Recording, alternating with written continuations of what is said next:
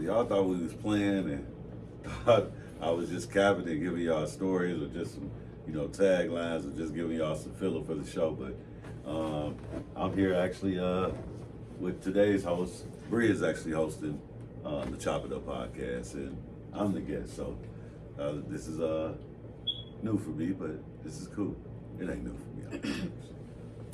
What up, though? We here with Mr. Global Mark. What up, though? What's up, though? Shit, You wrote a book, huh? Yeah, I had to write a book, man. Write a book. Yes, I had to talk about it. What inspired you to write a book? The inspiration, actually fear. It's ironic you asked me, I'm glad you started with that. Fear was the inspiration of writing the book. Fear that my kids would grow up and go through this, have the same condition that I have, and be scared and be fearful and not know how to fight through it. So I had to get them a blueprint. I was scared.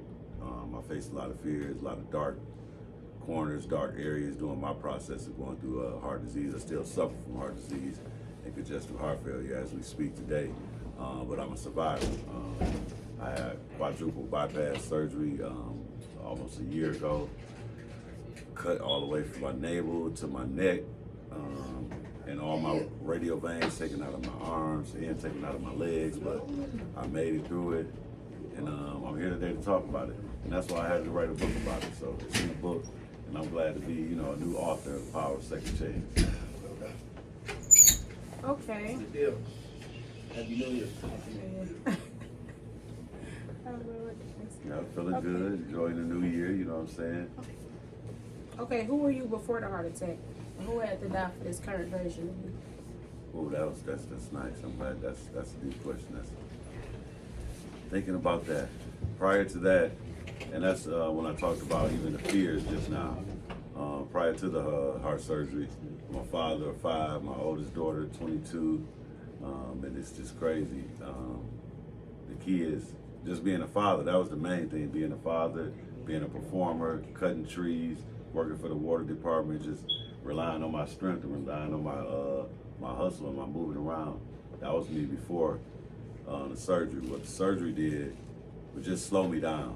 You know what I'm saying? I'll be honest, it was a slowdown that in a new normal that I really wasn't prepared for. I'll be honest, you know what I'm saying? I ain't gonna sit here and tell people the book. That's the one thing I tell people when they grab the book. I ain't coming at you preachy. This ain't no fake ass story. It ain't no shit just made up. It ain't no AI. It's quick. It's just me being transparent, being open about the setbacks. It's really about, again, I gotta keep going back to it, about fears. That's the biggest, that's the number one thing I had to face, and that's what I had to kill. I had to kill them fears. Prior to that, my biggest fear was heights.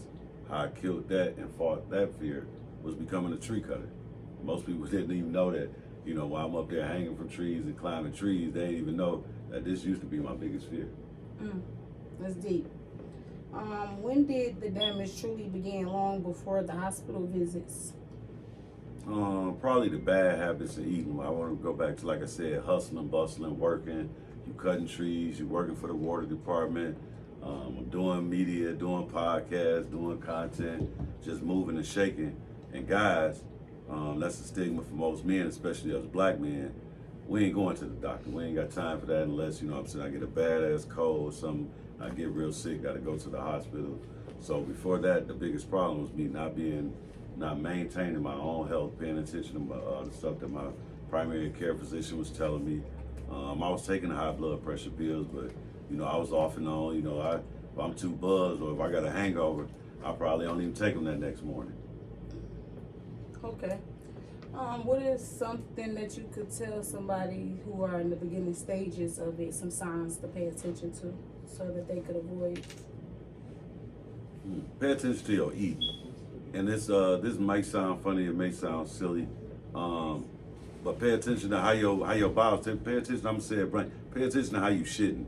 You know what I'm saying? If you ain't shitting, you backed up, you bold. You know what I'm saying? That's one thing. Secondly, your movement. You know what I'm saying? Depending on the kind of job you got. Like I was in performance, but I was driving the trucks around. So just as much performance as I did, I spent just as much equal time sitting in that seat all day, drinking, smoking, riding around, bullshitting around, wasn't paying attention to a lot of my health factors. And just being, bullshitting around with it. I'll be honest, wasn't taking it serious.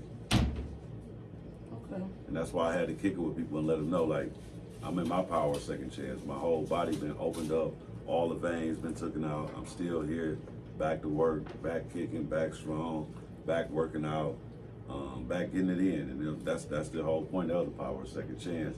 A lot of times, it don't matter, no matter what you in. You've been in relationships. A lot of people that had their chest hurting so bad they felt like they was having a heart attack. You done went through financial shit where you done got broke. That check didn't hit. It didn't hit that direct deposit. You on the block. That Clio didn't come through like you thought it was gonna do. You on the play. That play didn't come through like you thought it was. It's a lot of different things on second chance that you can apply. And it's a quick book. I made it. I specifically designed it and was strategic on making it a quick something so people can keep it on their hip, just like you keep like the Daily Bread little book. You know, you keep that in your back pocket. So I want my book small and quick, so it's something you can refer to. Shit get tight at work, you feeling stressed, you feeling bored, and these even my kids. It relate to all ages and all demographics. Thanks for all of that. That's what's up. No, But thank y'all, you. I'm not an interviewer. He's the interviewer. I haven't had a chance to read the book, but I have the book, so I'm gonna read the book. And with the questions that I asked, it seems like I might have fun reading it. Absolutely. Thank you for being a guest host today on The Power of Second Chance. This is the Second Chance Podcast. Real shit, real stories, and real people, man. Thank y'all for checking me out. Again, today's show has been powered by BAM. You know what I'm saying? We over here in the Airbnb getting it in. Y'all see the different studios, man. She up next, you know what I'm saying? And the fam, y'all see the game. We're going to have them on one of the shows, too, coming up, man. But, hey, until next time, check us out. And on all my socials, my bad, Global Mark Podcast on everything. Social media all the way across the board. Facebook, Instagram, TikTok.